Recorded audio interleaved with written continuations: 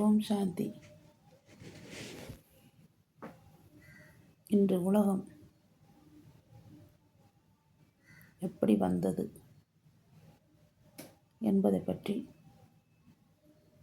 சொல்லப் போகிறேன்.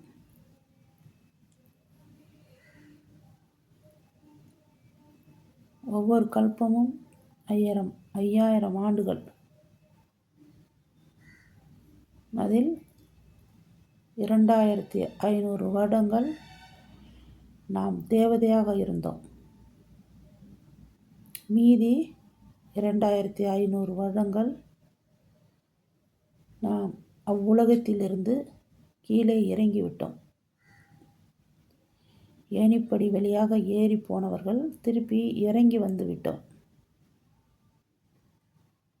அங்கே சத்தியுகம், திரேதாயுகம் மிக அருமையான உலகம்.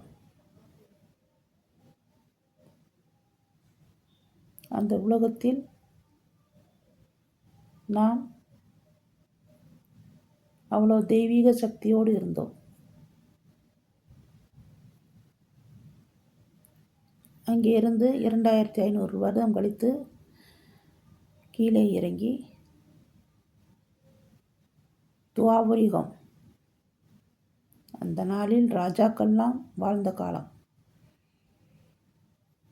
ஃபஸ்ட்டு விக்ரமாதித்தன் ராஜாவாக பிறந்து அவர் சிவனை வழிபட ஆரம்பித்து விட்டார்.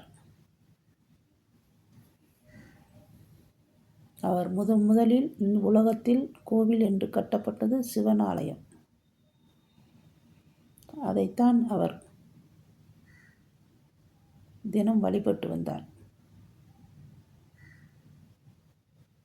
பிறகு ஒவ்வொரு ராஜாக்களாக, நம்ம அங்கே ராஜாவுக்கெல்லாம் ராஜா மகாராஜாவாக இருந்தோம். அவ்வுலகத்தில் தேவதைகளாக இருந்தோம். நம் வார்த்தை ஒவ்வொன்றும் அவ்வளோ இனிமைத்தன்மை நிறைந்திருக்கும்.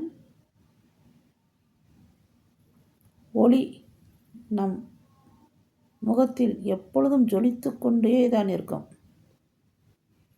நாம் நினைக்கும் இடத்தில் போய் சென்று இறங்கி விடுவோம்.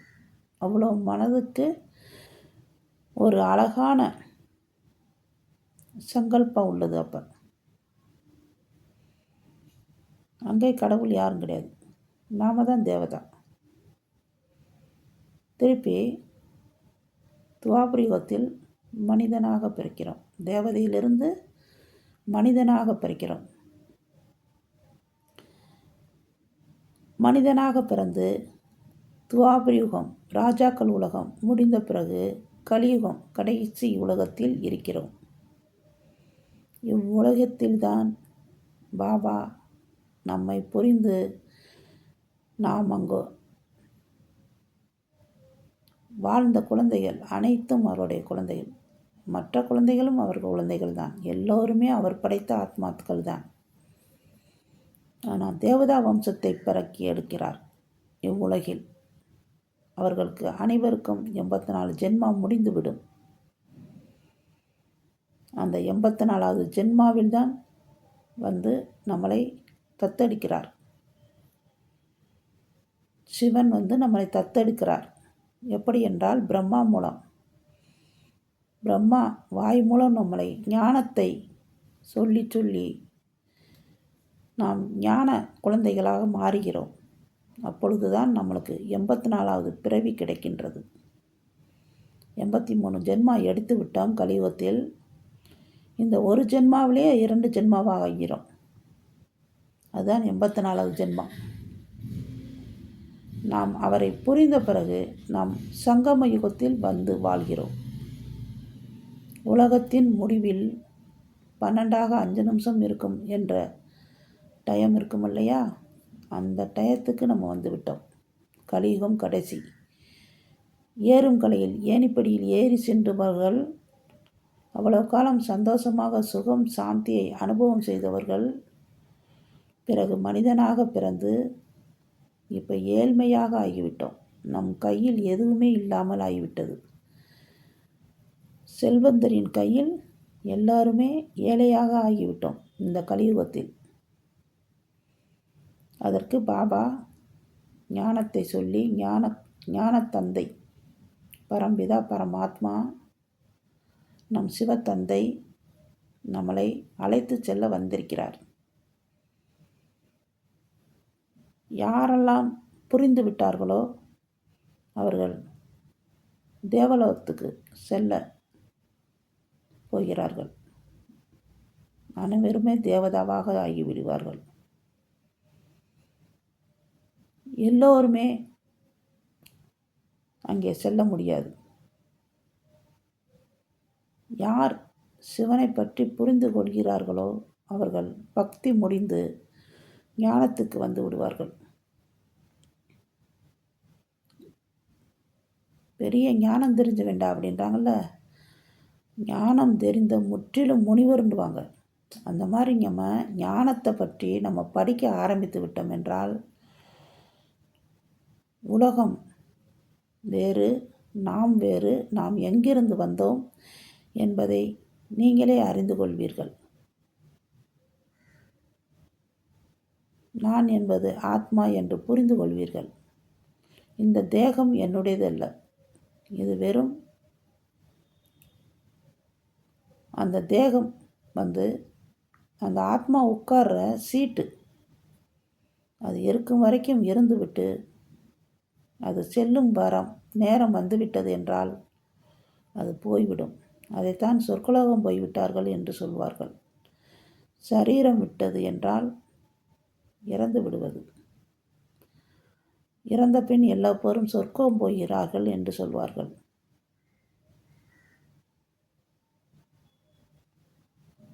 அவரவர் செயலின்படி சொர்க்கம் நரகம் போகிறார்கள். நாம் இந்த உலகில் சிவன் நம்மளை கண்டெடுத்து விட்டால் ஒரு தவறும் கூட நம்ம செய்ய மாட்டோம். செய்வதற்கு பயமாக இருக்கும். ஏனென்றால் அதை கழிக்கத்தான் நம்ம வந்திருக்கிறோம். இந்த பிறவி கடைசி பிறவி, கலியுகத்தின் கடைசி பிறவி. உலகம் அழிகிற தருணம் எப்போ வேணாலும் அழியலாம். முடிஞ்சிருச்சு. 2500 வருஷம் இவ்வுலகில் முடியும் தருணம். மனிதனை புரிந்து கொண்டால் ஆத்மான் என்று மனிதன் புரிந்து எப்போ கொள்கிறானோ அவன் தேவதையாக ஆகிவிடுகிறான். அவன் பரலோகத்தில் இருக்கும் பரம்பிதா சிவனின் குழந்தையாக மாறிவிடுகிறார். நம் தந்தை சிவன்தான், நம் உடலை பெற்ற தந்தை கிடையாது. அவர்தான் ஆத்மாவுக்கு தந்தை, அழிவற்ற ஆத்மா. நாம் அனைவரும் ஆத்மாக்கள். நம் உயிர் சக்தி புருவ மத்தியில், இரு புருவங்களுக்கும் நடுவில் உள்ளே அமர்ந்து உள்ளது. அது கண்ணுக்கு தெரியாத ஒரு சக்தி. அது போய்விட்டது என்றால் இந்த உடம்பிற்கு மதிப்பில்லை.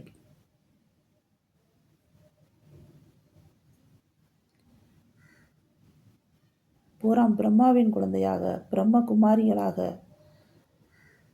நீங்கள் ஆக வேண்டும் என்று பாபாவை நான் பாபாவிடம் வேண்டிக் கொள்கிறேன். இந்த கடைசி பிறவியில் உங்களுக்கு 84வது ஜென்மம் பிறக்கப் போவது என்றால் நீங்கள் அனைவரும் பாபாவை பற்றி புரிந்து கொள்ளுங்கள். அங்கங்கே எல்லா ஊர்களிலுமே எல்லா இடத்திலுமே பிரம்மகுமாரிகள் சென்டர் இருக்குது. அனைவரும் நாம் யார் என்பதை அறிந்து கொள்ளுங்கள்.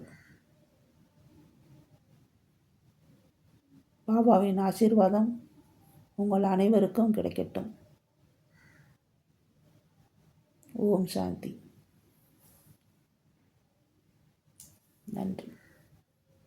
என்னை பேச வைத்த என் அப்பாவிற்கு நன்றி. ஓம் சாந்தி.